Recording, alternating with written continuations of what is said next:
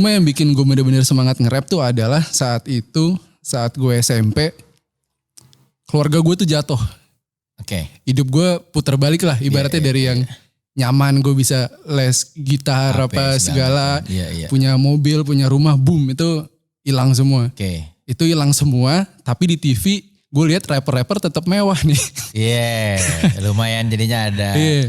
kontras realita. Ada dan kontras ekspektasi realita nih. di situ, tapi gue jadinya terinspirasi. Gue ngelihat kayak, oh dia nge-rap doang rumahnya bisa berapa hektar gini ya. Dulu gue lihat di MTV Cribs gitu. Iya.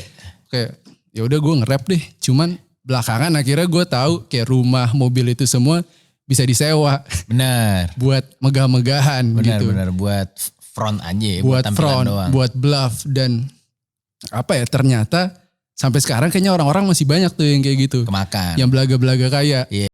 Lu kira belajar cuma dari sukses, belajar tuh dari gagal juga. Iya. Nah buktinya waktu kayak ibaratnya waktu itu keluarga gue gagal, keluarga gue jatuh, gue malah belajar banyak. Gue jadi nge-rap, gue jadi semangat nge-rap, Iya.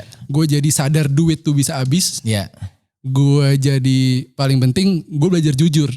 Gue jujur kalau gue bokeh ya gue jujur. Ego bokeh. Iya. Kayak karena kalau lu ngibul, kalau lu bohong, lu harus bohong terus sampai Sampai nggak tahu kapan. dan itu menurut gue capek. Asli. Mending gue jujur. Itu menurut gue juga nggak asik sih. Dan apa ya? Tadi gue juga sempat bilang kayak gue yakin bisa keren tanpa harus mahal, tanpa harus maksa. Karena the goal is to make wealth, not to fake wealth. Itu yang menurut gue harus